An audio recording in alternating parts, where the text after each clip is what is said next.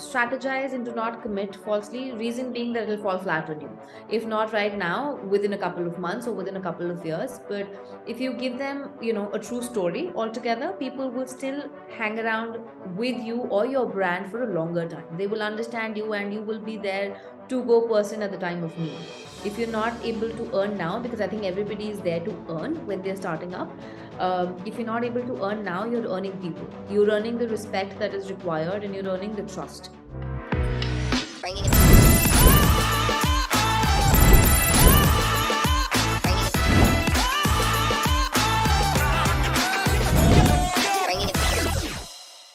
Hello everyone, welcome to Startup Story Spotlight. This is your host Abdul Wahid. This is a platform where we invite startup founders and innovators to share their journey with us. Today we have with us Ms. Ashmita Dhingra from Digifish, who's going to share our journey with us.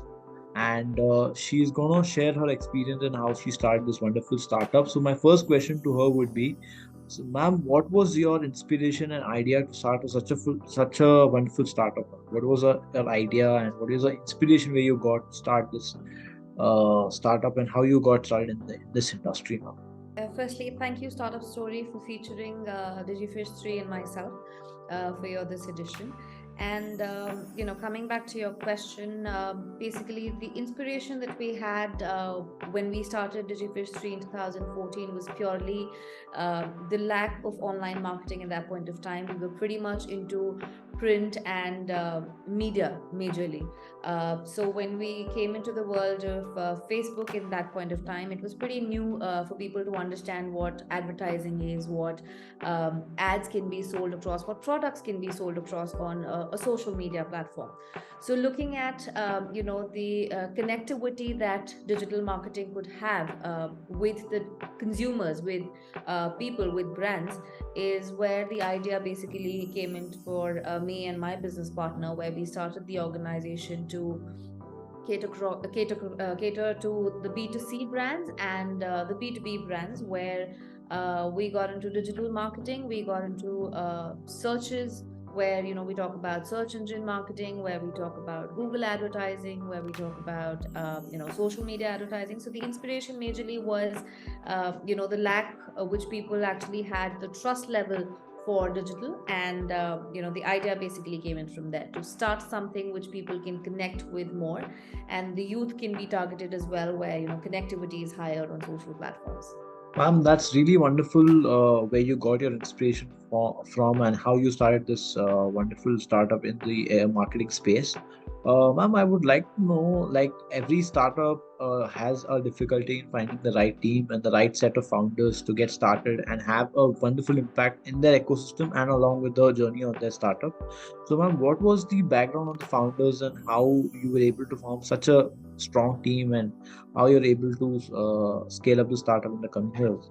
Okay, to start with, when it comes to my background, I'm typically a media person. From my bachelor's in journalism to mass communication to doing a media management course from the UK, it was typically a mix of marketing and media, is what my background is.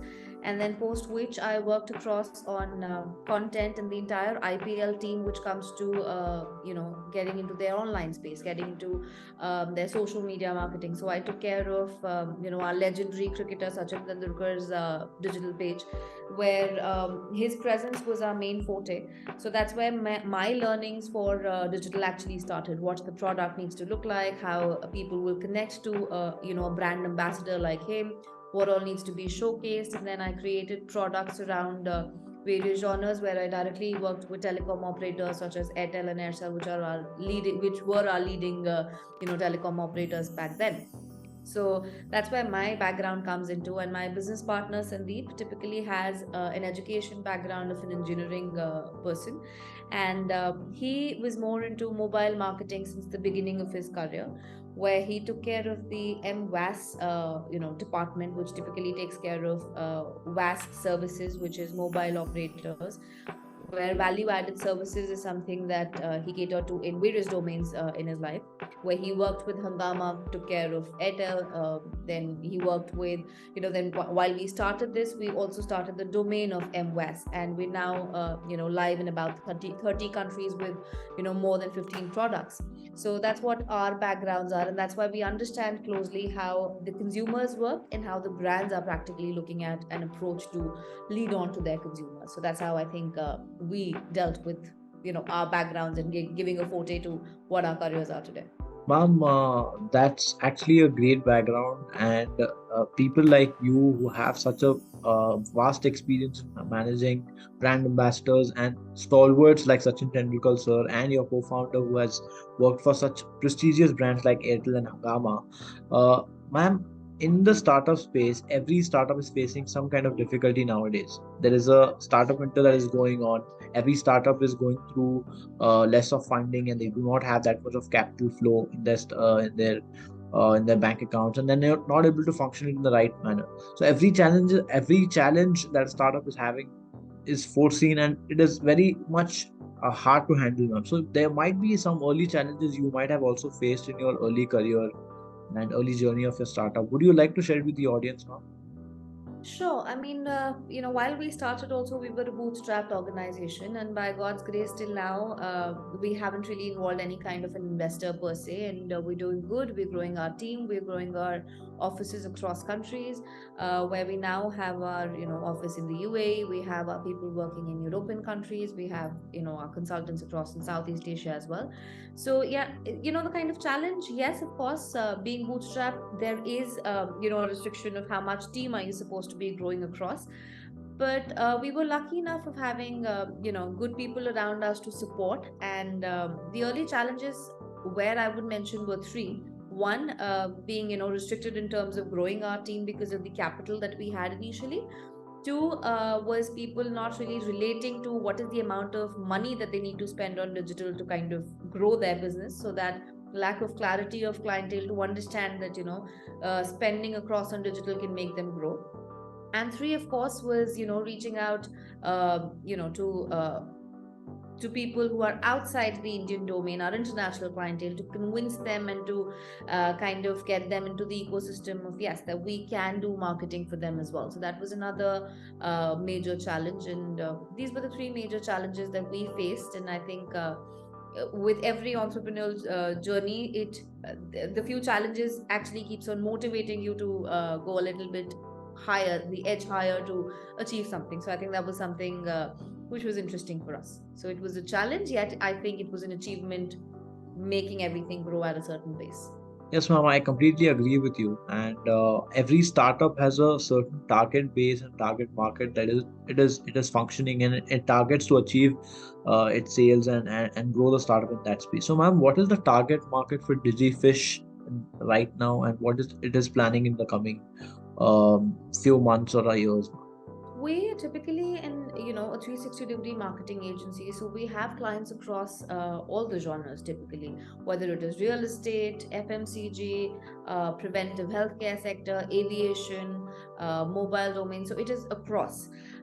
When we're talking about the coming year, we are targeting towards building our own products across in the the mobile VAS domain. Along with that, we are also working on building up a couple of products on in the for the App Store and Play Store, where it reaches out to our consumers directly for genres like mental health, preventive health, where I think COVID has taught us a lot, where people were kind of suffering from a lot of things. So might as well reach out to people when they need it the most. So these are a couple of products that we're coming out with for our mobile VAS domain, and for the consumers as well in terms of the app stores. So yeah, this is what the future holds for us currently, with along with a multi-genre clientele that we are looking at. Ma'am, as you mentioned that you are catering to a 360-degree clientele, could you please highlight on what kind of services are you offering to your 360-degree clientele, and how have you been impacting by, because I think you have a vast majority of services that please can you highlight it to the audience? Sure. So we deal into the major three domains of marketing, which is presence, promotion, and engagement. So when it comes to presence, we take care of building a website of any brand that comes into picture, building their social media pages, building their landing pages for any kind of promotion. Along with that, when it comes to engaging with them, whether it is an influencer marketing campaign to SEO, their search engines, whether it is a Google advert that needs to be performed, or any kind of campaign that typically is an online or an offline campaign to promote them, and give them a 360-degree solution, where we are talking about not just building their website but promoting and getting the right users to their domain, is something that we're catering with, fancy jargons like a social media marketing, or content marketing, website development, search engine optimization to influencer marketing. Everything is what we're catering to. Ma'am, my question is related to that itself. Like, you have been in the industry for so many years, and you might have observed many changes. And Right. since COVID, there have been many changes also. So, what has been your judgment, or what has been your opinion on the last couple of years? How has the market evolved according to you, ma'am? Oh, tremendously. For that matter, digital was a little, it had seen a little stagnancy 2 years before, or 3 years before, 2019 COVID started. There was a little stagnancy in terms of, brands reaching out for marketing. But post, everything was shut, and everybody was just on their screens. The brands realized that, this is the only domain where we could sell, where we could connect with our users. So that was an upsurge for digital at that point of time, and that's when different modes and different platforms came into picture for advertising for people. It just did not remain to typically a Facebook or an Instagram. It also went up to things like a Snapchat, a Telegram, and it kind of opened up horizons for digital marketers to promote.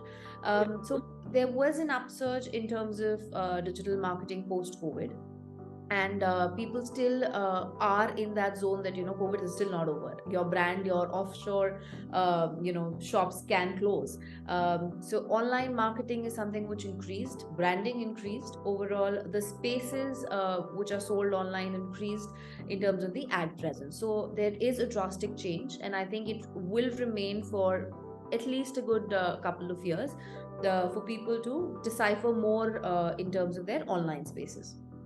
As we all know, the marketing and the digital marketing space is a very competitive space. Every startup is aiming to grow its digital presence, and to help the brands, there are many startups growing, and there are many established players also, and there are many startups that are growing day by day. So, how do DG Fish differentiate itself from its competitors in the market right now?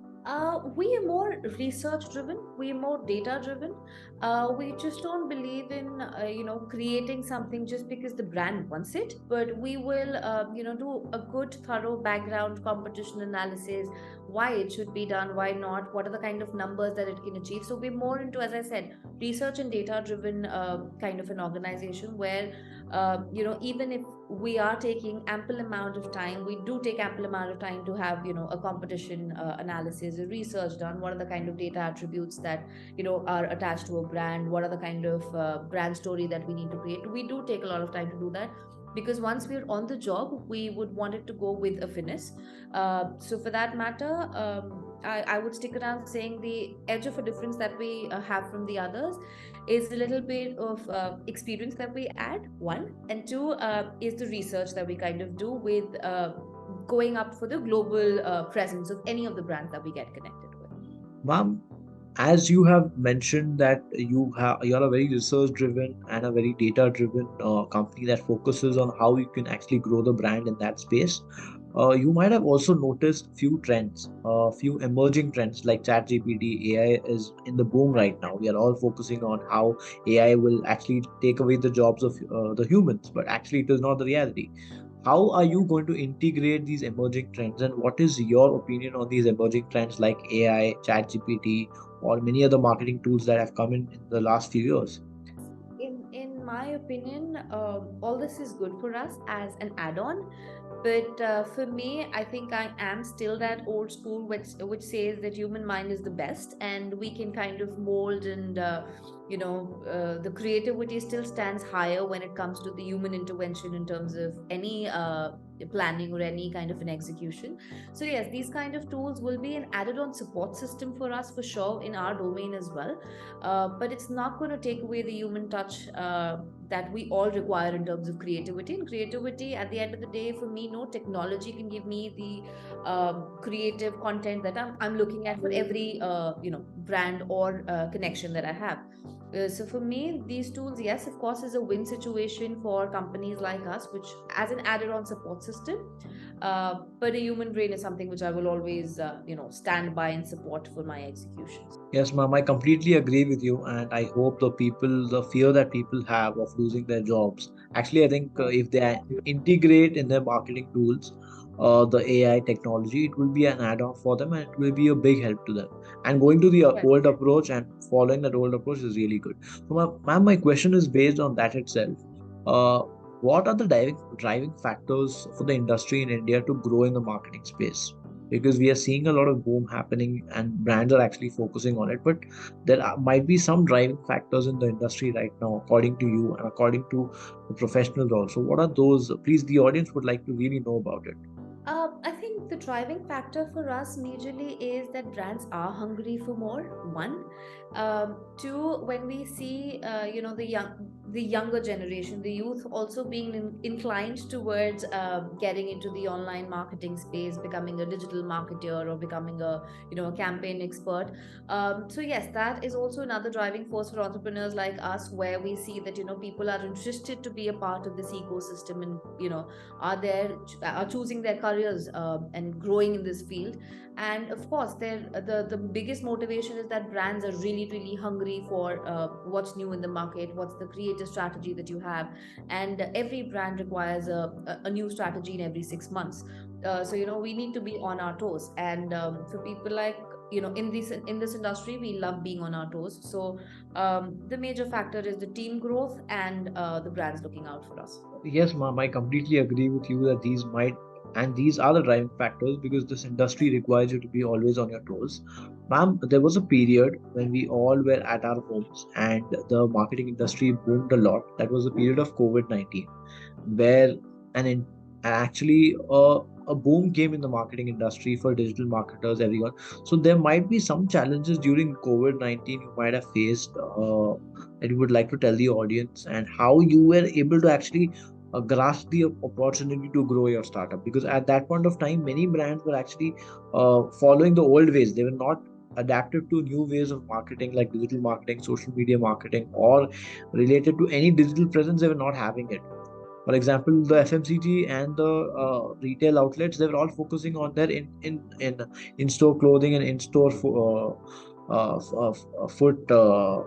footprints, and they were not having that much of influx coming in during COVID-19. So they want to build a digital presence. So what was the challenge that you had faced to agree such brands and come bring them on your platform and bring them to your company and become and make them your clientele? See, during that time also, by God's grace, we had our team working, and working from home was not something which was a major problem for us, because we're in that space where, we're glued onto our laptops or our phones, and we can kind of, be in working. So at that point of time, when we even had new clientele coming in, so our team was working with it. So secondly, we kind of utilize that time in terms of building our own products, also looking at what people really wanted. More than connecting with newer brands that were coming on board, we focused on how to develop a certain solutions that could help in future for our business clientele or for our brands typically. And we worked majorly on technology and production of products, which today is helping us while COVID is a little lighter in most of the countries. We're able to grow sustainably, because that 1 year where there was an entire lockdown, we worked on our technology, we worked on our content, we worked on our products, and we tried and made strategies for our brands to grow even post the bad times finish. So that's what kept us glued, and that's what kept the team intact. So that was major a business call that we practically did. Along with that, the new brands that came into picture were huge at that point of time, because everybody wanted to grow on an online space. But we were a little selective at that point of time to whom to choose, because we wanted to have the right direction for each brand that we pick. So yes, we picked up the right brands maybe, and we worked on our own in-house products. Technology is strengthening, and that's where we've been sailing a little higher than before in the past couple of years. Yes, ma'am, I completely agree with you that selecting the right brands and helping them choosing the right direction is very important, because Right. it not just helps us to actually help the brand in the most meaningful manner, but it also provides the brand to have a clarity on how what Right. target audience they want to achieve.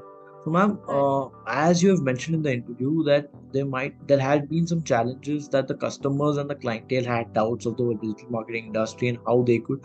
So, ma'am, can you highlight what were the misconceptions that the brands had, how and how did Digifish actually clear that out? Because I think many brands have that misconceptions that once they come on online, they might have a boom of, they might make a video viral, or they might post. Yes, I mean, yes, that viral video for sure, I agree, was the biggest myth that everybody had, that any video that you make of our brand needs to go viral. So it's not that it's a myth that every video that a brand will create can go viral. We don't know at this point of time, because it's very consumer centric. You don't know what clicks to a user, so obviously it's a hit and trial. It's not that this is a viral video and any agency can make it for you. So there are people who have made videos which have gone viral, which has no agency attached. Those are the kind of videos that have gone viral. So the biggest myth that people actually had, one was that once I start putting content on social media, my sales are going to go 2x 4x as soon as I started. They did not understand the basic of just not putting content, but how to promote it, where to promote it. Is it just the online PR that they're supposed to do? But along with that, they also need a certain kind of a mix of marketing which needs to be done to kind of grow. So either it was I haven't, and secondly, the biggest myth is that I have just an X amount of money, which is minuscule of the brand that I'm kind of promoting. I will spend higher on my product building, but I will not spend 0.1% on that of my product on marketing. Which of course people forget that till the time you do not market your product, there is nobody who you can convert as consumer. And the third myth is, once a consumer will always be a consumer, which I, as a marketer from a decade now, really disagree. Engaging with the users is very, very important post you have actually got them on board, because today consumers' mind really flickers, because it's not that you're the only one in the domain catering a certain product or service. There is a lot in the market, right? So sticking around to a particular brand for years together, you need to engage that audience. You really need to think of what are the kind of perks, what are the kind of add-ons that you can give them for them to stick around. So, and that myth can only be busted with the right strategy. Till the time you don't really have an engagement strategy for the users, it's not going to help. So not just getting people on board, but even retaining them, how to market them to retain them is something which is very important. So yeah, all these are myths which needs to be busted by people like you and me, where we have discussions of how can we not get people into marketing. And it's just not an overnight game to grow. It takes time, it takes a while, and marketing does take time, but it does give results as well.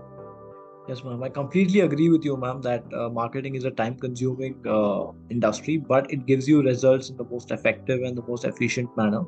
And as you have mentioned, ma'am, taking feedback from the customers, because as we all know, in every industry, there are multiple players offering their services.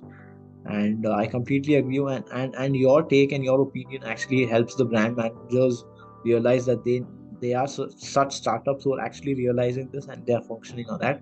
Well, my next question is based on that itself, that what advice will you give to your fellow entrepreneurs in this space who are actually going out to and giving some false hopes to brands like we will give you 2x 3x, and they're actually spoiling the whole ecosystem in some or the other way, man, because the brands are now in today's day and age, they are expecting huge results, huge influx of their engagement coming in from the consumers, but it all depends on how you are maximizing it, how you're optimizing your content.